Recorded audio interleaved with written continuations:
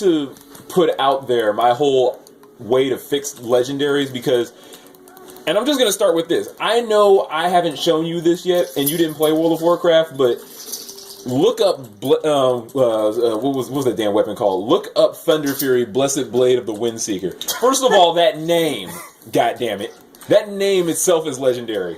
Thunder Fury, Blessed Blade of the Windseeker.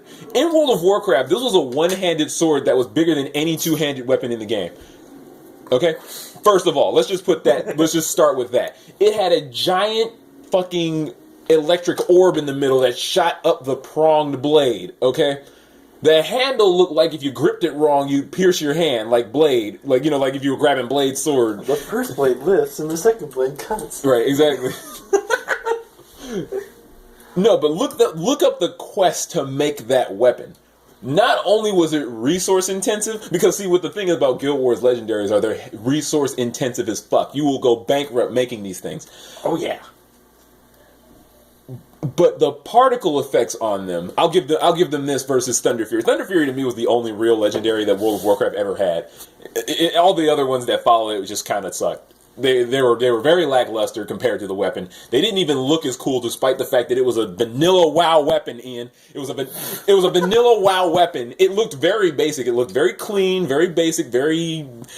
It looked like something you could actually find a monster wielding in Guild Wars 1. That's how like cheap the look of it was. But if you look at the other legendaries, they look nicer, but their effects are just trash. Not their internal effects, and this is what I'm getting on. Guild Wars 2 legendaries have no internal effects.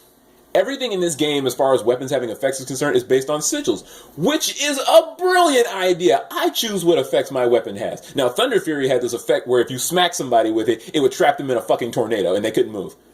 And it would deal lightning damage to them. Okay? They'd be fucked. Alright? Whole guilds, would devote all their resources. Remember, this was a very resource-intense weapon. It also had quest chain to it. Now, Guild Wars doesn't have quest, I'm not even going to go there. But there's other ways to fix legendaries in this game. Guilds. They have the story now. Exactly. The journey part of it for the kind of no with the new legendary system that they're bringing back in order to finish the legendary set. They're getting rid of that. Yeah, they're putting in the homemade precursors, and the new legendaries have a journey with it. Yeah. But it's a smaller journey now. Either way, whole guilds would go out of their way to make sure that their main tank, the motherfucker who they would always go into raids with, and he would be the frontline guy every fucking time. They devoted entire fucking just treks to making this weapon for one person in their guild. Okay, whole guilds would go through the trouble of helping their tank forge this weapon. Okay. Now, World of Warcraft has made it a lot easier to obtain the weapon because of artifacts and shit like that, but whatever. Either way, it's still a very, very, very legendary weapon. Like, I could actually say that this weapon deserves the title of legendary. What do you got? So, we're at Guild Wars, and I'll compare Thunder Fury, and this is just... I didn't realize this until I started talking about this yesterday, even though I've been complaining about legendary since launch. Thunder Fury has an equivalent in Guild Wars, Bolt. It's another lightning sword. Bolt has cooler particle effects than Thunder Fury.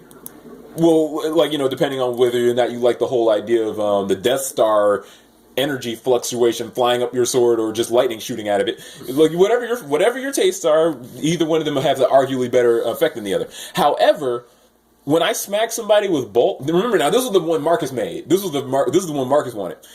Marcus made this weapon, and he played World of Warcraft with me. We both knew about Thunder Fury. And I told him, I was like, there's no way in this game to make that thing do what Thunder Fury did. They're both lightning swords, okay? They both look cool. But guess what? One of them traps a motherfucker in a tornado. There's no sigil in the game, so we have two... So I'll get on sigils first. I'll actually get on legendaries first. Having one weapon at the time... First of all, there's no prestige to these legendaries at all. No character in the game wields these weapons. Not one legendary have they come out with exists in the lore. It hasn't been touched or wielded by anyone significant who we have to fight for it. Nothing. Thunder Fury was wielded by a giant fucking wind elemental. Or demon. I forgot who had it in... No, I'm pretty sure it was a giant fucking tornado was wielding the fucking sword in World of Warcraft. It was an open world raid boss. Okay, so that means your guild, once you were ready to forge the goddamn thing, once you did everything, you go fight this giant wind elemental with your guild, and you beat its ass, and then you go to the NPC, and you're like, give me my sword, bitch, and he gives you Thunder Fury, and your whole guild's like, yeah, we'll never lose raids. Holy shit. But, I digress. Back to the legendaries. Swapping the stats. Okay, that would have been cool if I could swap everything else about this. Like, the sigils, the thing that actually matters on your weapon. Think about it. Okay, so everybody and their grandma wanted either Sigil of the Night or Sigil of, the Force. The 5%. Because I'm the guy who wanted Sigil of Generosity. No, I feel you. A lot of people don't give a fuck about that 5% or 10% increase in damage, but a lot of people did. And in fact, the majority of the people who were trying to construct some kind of meta were like, no, more power, more power, more power.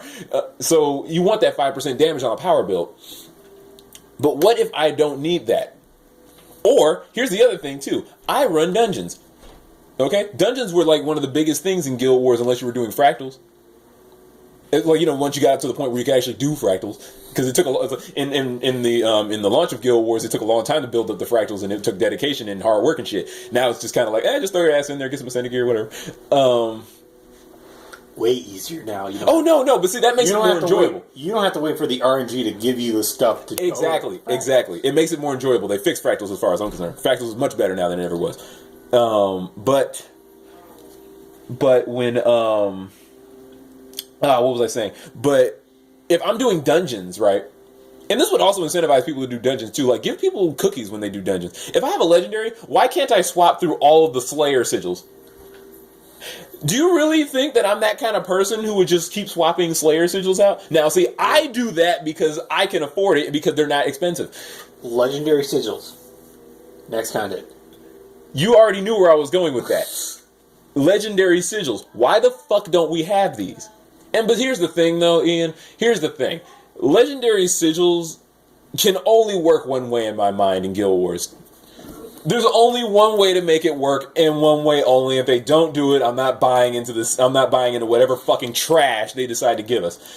Legendary sigils have to work like this. First of all, the forging of them has to come from previously existing sigils. Guild Wars needs to stop this, okay? Guild Wars needs to stop doing things that exist outside of the game, because that delegitimizes the shit.